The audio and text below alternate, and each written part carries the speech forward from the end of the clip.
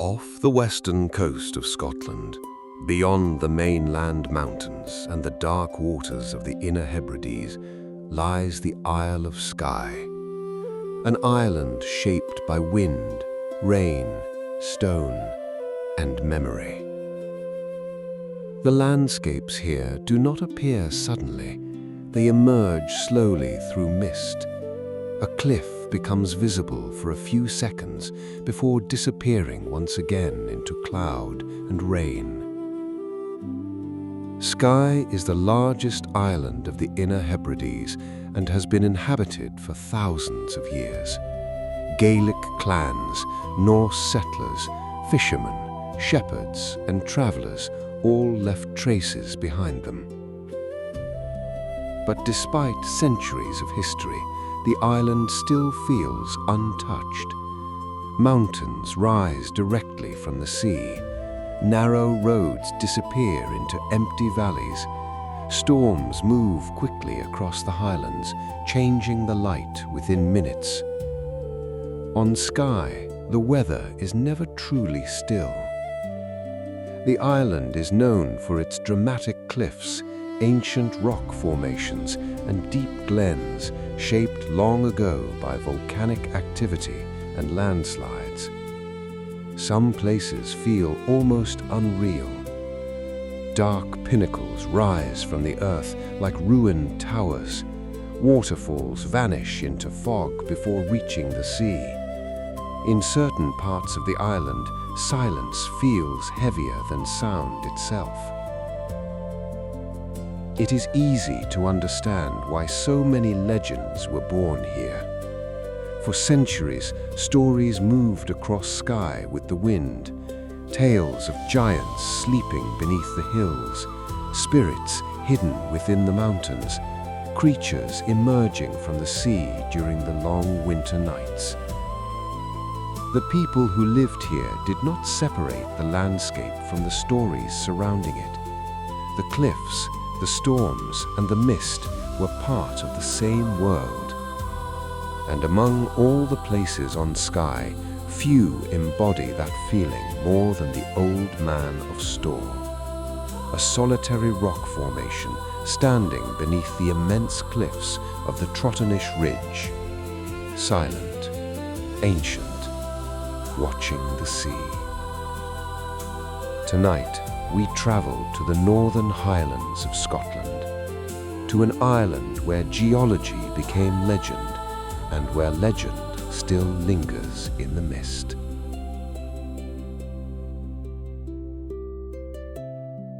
The Isle of Skye lies off the northwestern coast of Scotland, separated from the mainland by narrow sea channels shaped long ago by glaciers and volcanic activity. Today, a bridge connects the island to the mainland near Isle of Skye. But for most of its history, Skye remained isolated from the rest of the Highlands.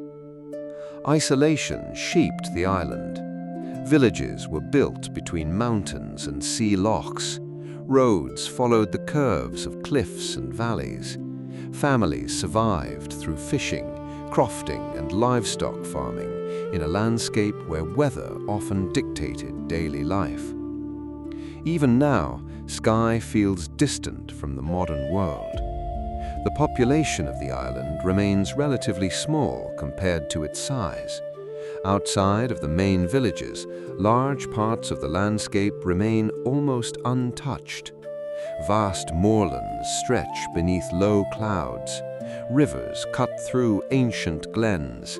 Sheep wander across hills where stone ruins still stand abandoned against the wind.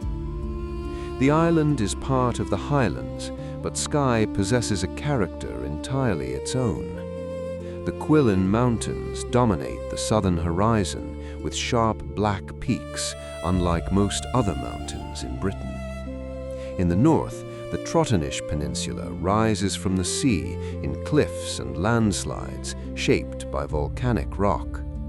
Few places in Scotland contain such dramatic geological contrasts within a single island. The weather changes constantly here. Rain moves across the mountains within minutes.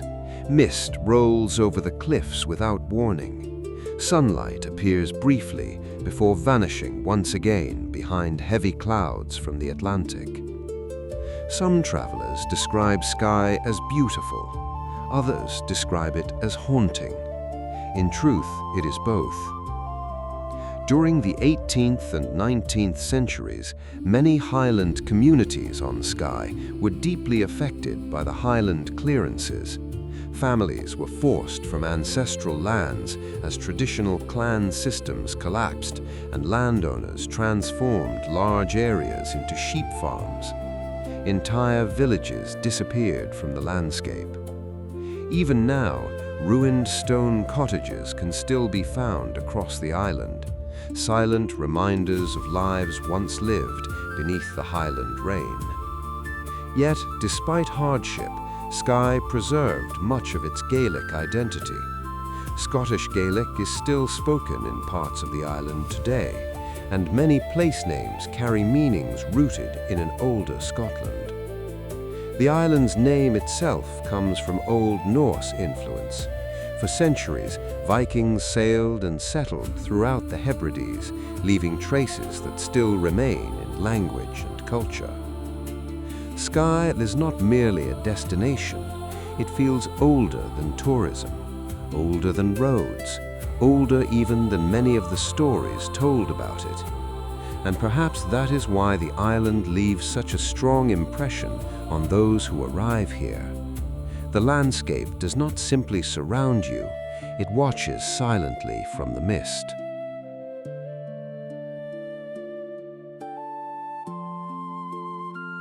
Long before guidebooks and hiking trails, Skye was a land of oral tradition. Stories were not written down, they were carried from village to village, beside fires, inside fishing boats, and across lonely highland roads.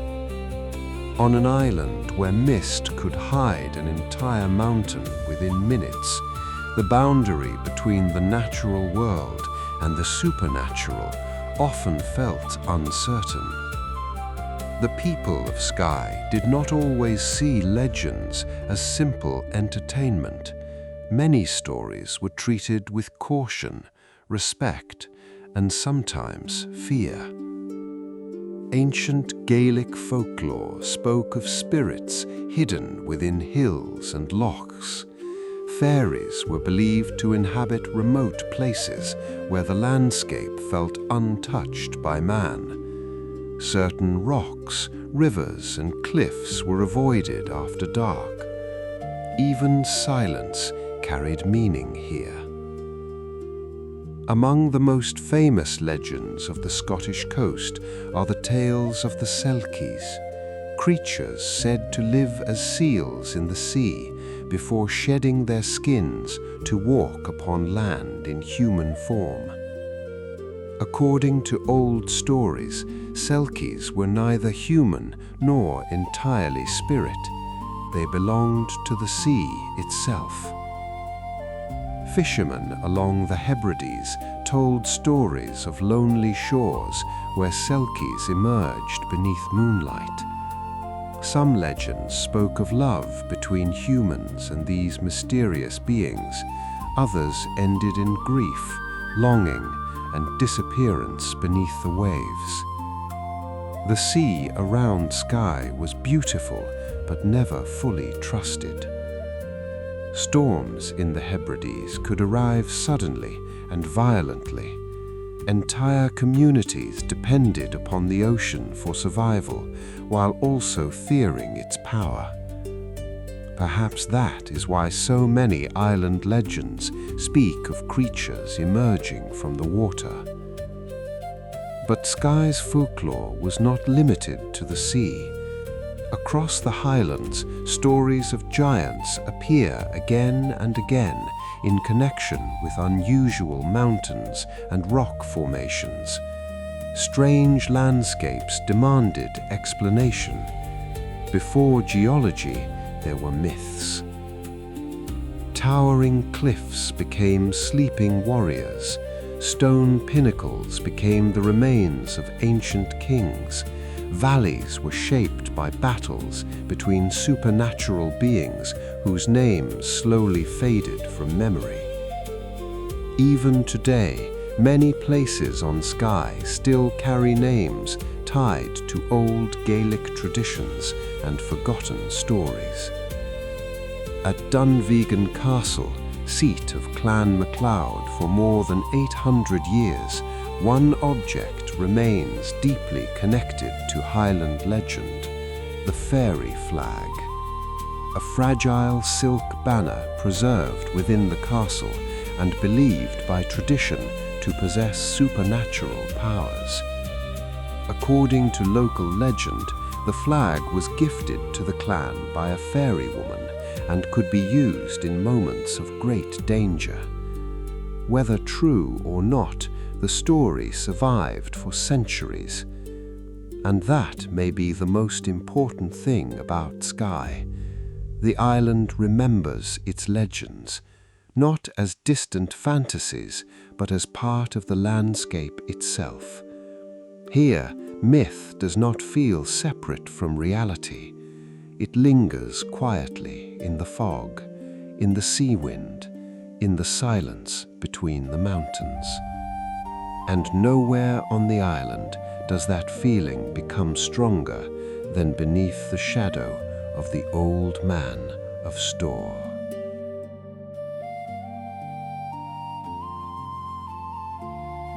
In the north of Skye, the landscape begins to change.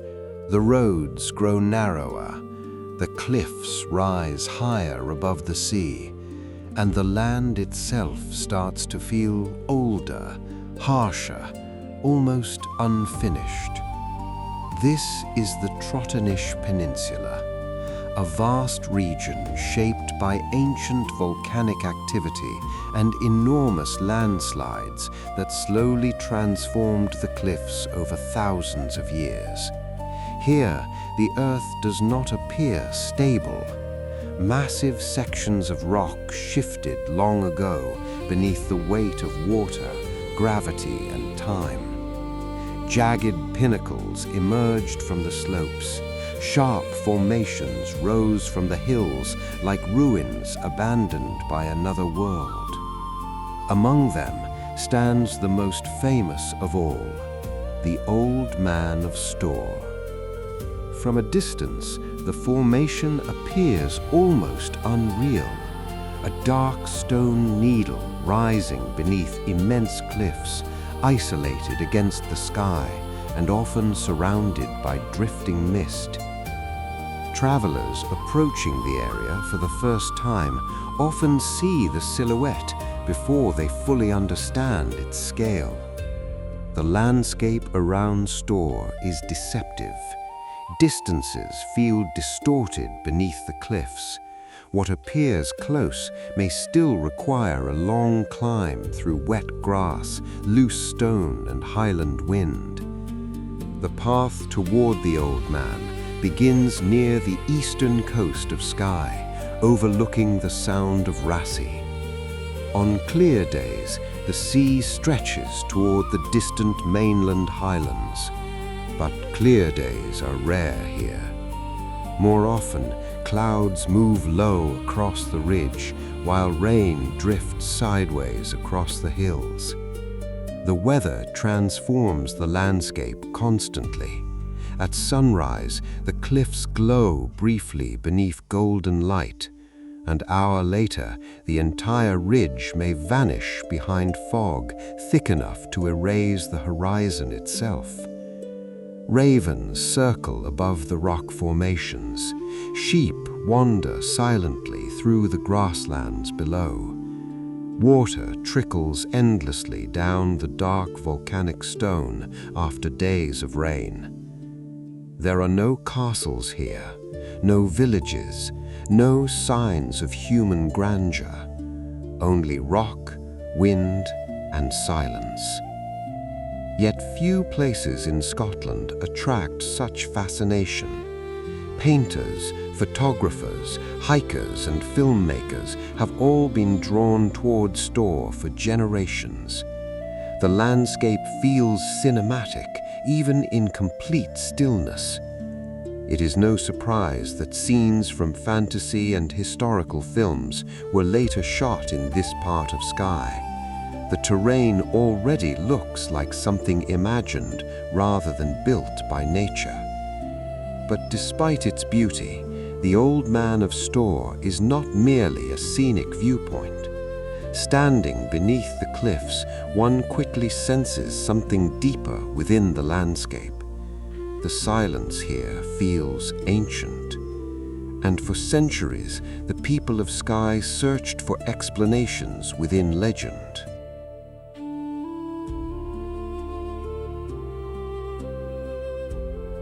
The Old Man of Storr is not a mountain. It is a remnant, a fragment of an older landscape that collapsed long ago beneath the forces of water, gravity, and volcanic stone. The formation stands beneath the cliffs of the Trottenish Ridge, part of one of the largest ancient landslides in Britain. Over thousands of years, entire sections of the hillside slowly shifted and fractured, leaving behind isolated pinnacles and broken cliffs across the landscape. The Old Man itself rises dramatically from the slope below the ridge, dark, jagged, weathered by centuries of Atlantic storms. Its shape changes depending on distance and weather. From one angle, the rock resembles a towering blade. From another, it almost appears human. Perhaps that is why the formation inspired so many stories.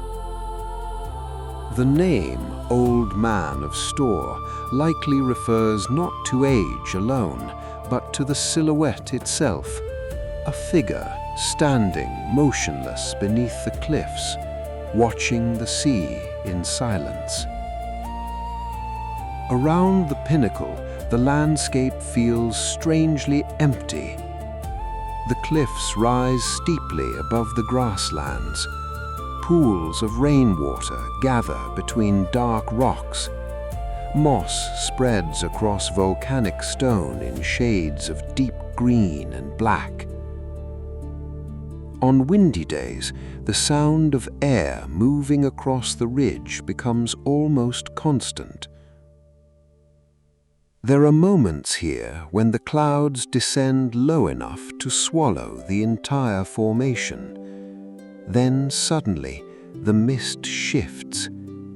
The Old Man reappears once again from the fog, like something returning from another age. Geologists explain the landscape through lava flows, erosion, and landslides, and they are correct. But standing beneath Storr creates a different feeling entirely. The cliffs do not merely look ancient, they feel ancient. The scale of the landscape changes one's perception of time itself. Wind and rain shaped these rocks long before roads reached Skye, long before castles rose in the Highlands, long before the first clans crossed these valleys beneath storm clouds. Human history feels brief beneath the ridge. Perhaps that is why silence dominates the experience of Storr more than sound. Visitors arrive speaking loudly on the path below, yet many fall quiet once they stand beneath the cliffs themselves. The landscape demands stillness, and in that stillness, old stories begin to feel strangely believable.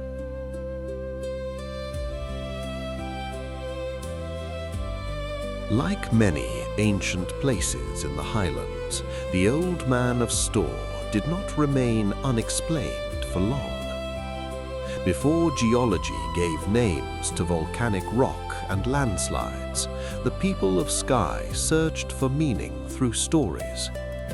And according to local legend, the towering pinnacle beneath the cliffs was once part of a giant.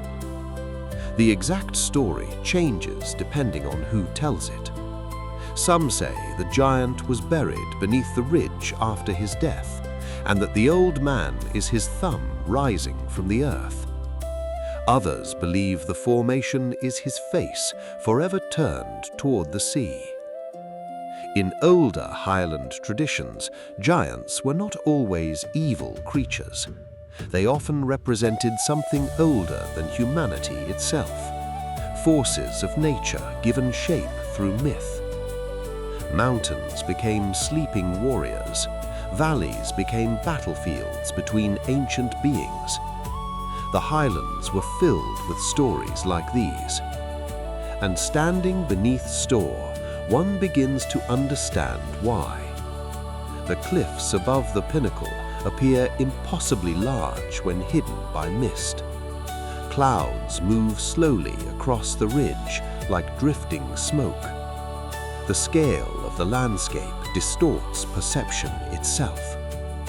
During long Highland winters, stories helped communities explain the world around them. They transformed dangerous landscapes into places with memory and meaning. A strange rock formation became more than stone. It became part of a living tradition passed from one generation to the next beside fires and candlelight. The Highlands once possessed a deeply oral culture. In remote communities, legends survived not through books but through memory. A grandfather repeating a story to children during storms. A fisherman speaking quietly about strange figures seen near the coast. A traveler recounting tales heard in another glen beyond the mountains. Over time, stories changed. Details disappeared. New versions emerged. But the landscape remained. The old man still stood beneath the cliffs exactly as before, silent witness to centuries of human imagination. Even today, visitors arriving at Storr often describe the place using the same words: ancient, mystical, unnatural. Not because the landscape is artificial, but because it feels too dramatic to belong entirely to the ordinary world. Perhaps that is the true power of Highland legend. The stories do not replace reality, they deepen it. The cliffs become heavier with meaning.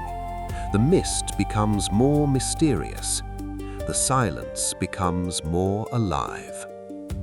And somewhere beneath the drifting clouds of Skye, the giant still sleeps beneath the stone.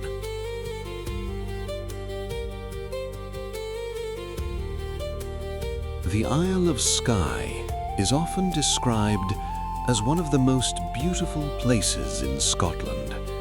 But beauty alone does not explain the feeling people carry with them after leaving the island. There are landscapes one admires for a moment, and there are landscapes that remain somewhere in the mind long afterward. Skye belongs to the second kind. Perhaps it is the weather, the way sunlight appears only briefly before disappearing once again behind Atlantic clouds. Or perhaps it is the silence.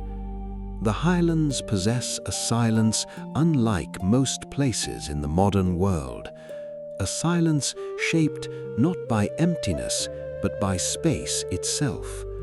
Wind across wet grass, rain against distant cliffs, waves breaking somewhere beyond the fog. Nothing more is needed. The Old Man of Storr still stands beneath the ridge, exactly as it did long before roads reached this island. Storm after storm, winter after winter, century after century. Human lives passed beneath these cliffs like brief shadows. Clans rose and disappeared, villages changed, languages faded and survived, yet the stone remained. That is perhaps why places like Storr affect people so deeply. They remind us how temporary human life truly is beside the vastness of the earth itself. And yet, despite that vastness, people have always continued to tell stories here. Stories about giants sleeping beneath mountains, spirits hidden within mist, ancient flags touched by fairy hands. Not because the people of the Highlands were foolish, but because landscapes like Skye awaken imagination naturally. Some places encourage explanation, others encourage wonder. The Isle of Skye still belongs to the latter. Even now, travelers continue climbing the wet paths towards Storr before sunrise. They stand silently beneath the cliffs as clouds move across the ridge. And for a brief moment, the modern world feels very far away. The wind continues to move across the Highlands exactly as it did centuries ago. The sea continues to strike the black cliffs below the island, and somewhere within the drifting mist of Skye, the old man still watches the horizon, silent, ancient, unmoving beneath the clouds, as though the island itself refuses to forget.